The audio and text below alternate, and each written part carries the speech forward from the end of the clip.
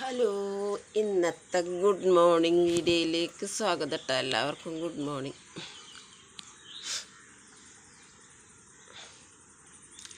Good morning video ഇട്ടിട്ട് good night ആകുമ്പോഴായിട്ട് upload ആവുള്ളൂ. Night range ഇല്ലാത്ത സ്ഥലമാണ്. കറങ്ങി കറങ്ങി കറങ്ങി നിൽക്കുള്ളൂ. കുറേ നേരം കഴിഞ്ഞിട്ടാണ് അപ്ലോഡ് ആവുള്ളൂ.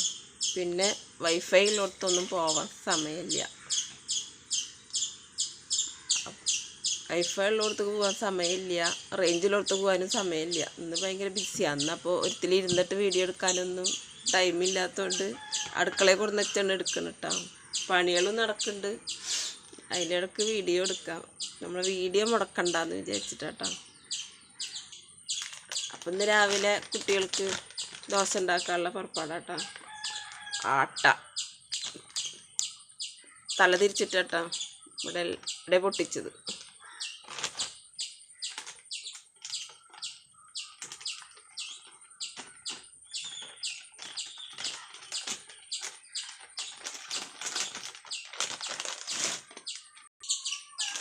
പിന്നെ കുറച്ച് മൈദ ഇടുക. ആട്ടയിലുള്ള കുറച്ച് മൈദ ഇട്ടാൽ ദോശ ഉണ്ടാക്കാനാട്ടോ. അപ്പോൾ ഒരു നുള്ള് മൈദ ഇട്ടാൽ ആട്ട അങ്ങനെ ദോശ പൊട്ടിപ്പോരില്ല. അതിനായിട്ടാണ് കുറച്ച് മൈദ ഇടണ്. പിന്നെ ഒരു കോഴിമുട്ട. ഇന്ന് ഭയങ്കര ബിസിയാണ്. കുഞ്ഞു ബേബീനൊന്ന് ആശുപത്രിയിൽ കൊണ്ടുപോകണം. കുഞ്ഞു ബേബിക്ക് മേലൊക്കെ മുഖത്തൊക്കെ മഞ്ഞ കളർ ഉണ്ടാവുമല്ലോ, പ്രസവിച്ച കുട്ടികൾക്കൊരു മഞ്ഞ കളർ ഉണ്ടാവുമല്ലോ. പക്ഷെ അവിടെ നിന്നൊന്നും പോരുമ്പോൾ അവരൊന്നും പറഞ്ഞില്ല. ഹോസ്പിറ്റലിൽ നിന്ന് ഡിസ്ചാർജ് ചെയ്യുമ്പോൾ ഒന്നും പറഞ്ഞില്ല. വീട്ടിൽ കൊണ്ടുവന്ന് നോക്കുമ്പോൾ നിങ്ങൾക്ക് അതിൻ്റെ മുഖത്തൊക്കെ ഒരു മഞ്ഞ കളറുള്ള പോലെ തോന്നുന്നുണ്ട്. അപ്പോൾ വെയിലൊള്ളിക്കലുണ്ട് 2 നേരം. എന്നാലും എനിക്കൊരു സമാധാനമില്ല. അപ്പോൾ ഇന്നലെ കൊണ്ടുപോയിട്ട് ഞങ്ങൾ അതിൻ്റെ ബ്ലഡ് ടെസ്റ്റ് ചെയ്ത് നോക്കി. ഡോക്ടറെ കാണിച്ചിട്ടില്ല. ഞങ്ങൾ ആ റിസൾട്ട് നോക്കിയപ്പോൾ നമുക്കത് ഇത്തിരി 2 പോയിൻ്റ് കൂടുതലുള്ള പോലെ തോന്നുന്നുണ്ട്. സംശയം കേട്ടോ. ഡോക്ടർ പോകാൻ പഠിച്ച ആൾക്കാരൊന്നുമല്ല. അപ്പോൾ കഴിഞ്ഞ അതിൻ്റെ മൂത്ത ബേബിക്ക് ഇതേപോലെ ഉണ്ടായിട്ട് ടെസ്റ്റ് ചെയ്തപ്പോൾ ആ റിസൾട്ടിൽ കണ്ട ഒരു ഇത് വെച്ചിട്ട് നോക്കിയതാണ്. അപ്പോൾ ലേശം കൂടുതൽ പോലെ തോന്നുന്നുണ്ട് ഞങ്ങൾക്ക്.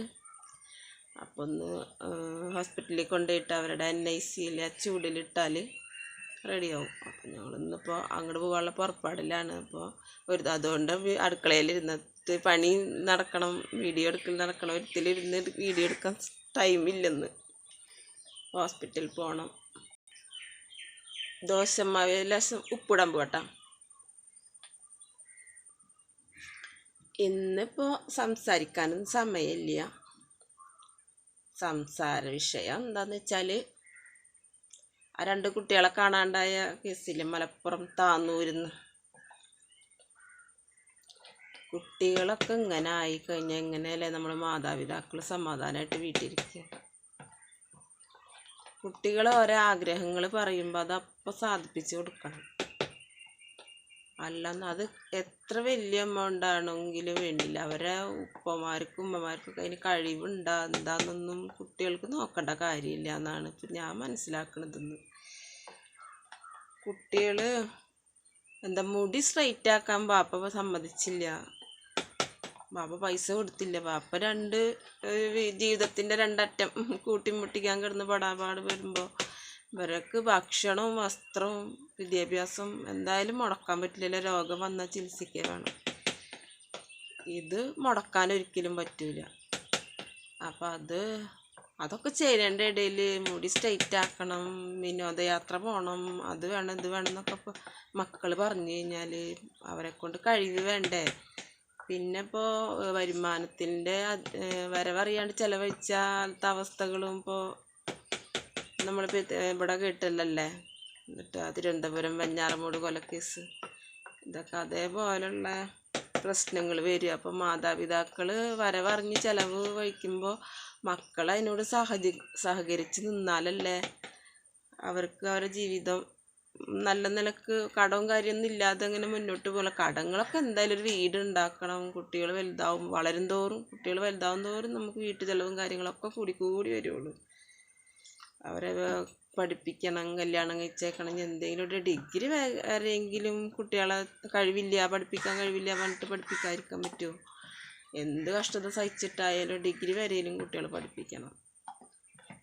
അങ്ങനെയുള്ള കഷ്ടപ്പാടിൻ്റെ ഇടയിൽ മുടി സ്ട്രെയിറ്റ് ആക്കണം, വിനോദയാത്ര പോകണം എന്നൊക്കെ പറഞ്ഞിട്ട് ഉപ്പമാർ സമ്മതിച്ചില്ല. പണ്ട് പെൺകുട്ടികൾ ഇങ്ങനെ വീട് വിട്ട് ഓരോരോ ഇതൊക്കെ രാജ്യത്തേക്ക് അങ്ങോട്ട് പോയി ആരുടെയും കയ്യിൽ വിട്ട് എന്തേലും അത്യാവശ്യം വന്നാൽ ആരോട് ചോദിക്കാൻ, ആരോട് പറയണ ഒരു ധൈര്യം നോക്കണമല്ലേ. 10-18 വയസ്സ് 17 വയസ്സൊക്കെ ആകുമ്പോഴത്തേനും, അതും പെൺകുട്ടികൾ.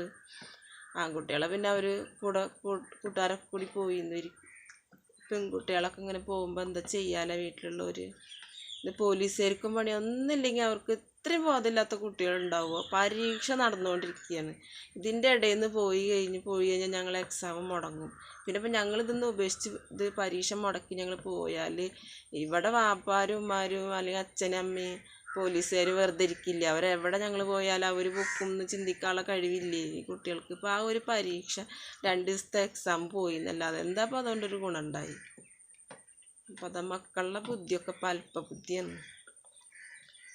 പേടിയാണ് മക്കൾ വളർന്നു വരുന്നത് കാണുമ്പോൾ. പേടി എന്തൊക്കെ ഇതേപോലെ ഉള്ള അനർത്ഥങ്ങൾ കുട്ടികൾ ഉണ്ടാക്കുമോ എന്നുള്ള പേടി. ഇപ്പം ഈ റമദാൻ മാസം കാലത്ത് 10 വയസ്സ് ഗതിയില്ല അതുകൊണ്ടൊക്കെ ഇരിക്കണ വാപ്പയന്മാർ പറഞ്ഞു ജീവിതത്തിൻ്റെ 2 അറ്റം കൂട്ടിമുട്ടിക്കാൻ കഷ്ടപ്പെടുമ്പോൾ മുടി സ്ട്രെയിറ്റ് ആക്കാൻ പൈസ ചോദിച്ചപ്പോൾ കൊടുക്കാനായിട്ടുണ്ടായില്ല എന്ന്. അപ്പം ആ ഒരു പിതാവിൻ്റെ നിസ്സഹായാവസ്ഥ ഒന്ന് ആലോചിച്ച് നോക്കിയേ. നമ്മുടെ മക്കൾക്ക് കൊടുക്കണമെന്ന് ആഗ്രഹമില്ലാഞ്ഞിട്ടല്ല, അവരെ കയ്യിൽ ഇല്ലാഞ്ഞിട്ടാണ്. അതിന് വേണ്ടിയിട്ട് ചിലവാക്കണ പൈസക്ക് എന്തേലും വീട്ടിലേക്ക് ഫുഡ് തന്നെ ഉണ്ടാക്കാം, ഒരു നേരം തിന്നാൾ വാങ്ങിക്കാമെന്ന് അവർ ചിന്തിക്കുള്ളൂ. ഞാനായാലും അങ്ങനെ ചിന്തിക്കുള്ളൂ. അപ്പോൾ മക്കളുടെ കാര്യം അതൊക്കെ ഇങ്ങനെ കേട്ടപ്പോൾ ഇങ്ങനെ ഭയങ്കരമായിട്ട് ടെൻഷനാണ്. നമ്മുടെ മക്കൾ വലുതായി എന്ന് പറഞ്ഞാൽ നമുക്ക് സമാധാനമായിട്ടിരിക്കാൻ പറ്റില്ല. നമുക്ക് പേരക്കുട്ടികൾ വളർന്നു വരുന്നുണ്ട്, അവരുടെ ആങ്ങളമാർക്ക് മക്കളുണ്ട്, അഞ്ചത്തിമാർക്ക് മക്കളുണ്ട്, അങ്ങനെയൊക്കെ കുട്ടികളുണ്ട്. നമുക്ക് തന്നെ വരണം എന്നില്ലല്ലോ. എന്തൊരു ആപത്ത് വരുമ്പോൾ നമുക്ക് തന്നെ വരണം എന്നില്ല. നമുക്ക് അയൽവക്കക്കാർക്ക് വന്നാലും നമുക്ക് ടെൻഷനും വിഷമമാണ് അല്ലേ. അപ്പോൾ അതാണ് ഇന്നത്തെ സംസാര വിഷയം. അധികം ലോങ് വീഡിയോ ഇടാൻ പറ്റില്ല. പിന്നെ എല്ലാ തിക്കും തിരക്കൊക്കെ കഴിഞ്ഞ് വൈഫൈ ഒക്കെ എടുത്ത് എന്നിട്ടൊക്കെ ലോങ് വീഡിയോ ഇടണ്ട കേട്ടോ. ഓക്കെ.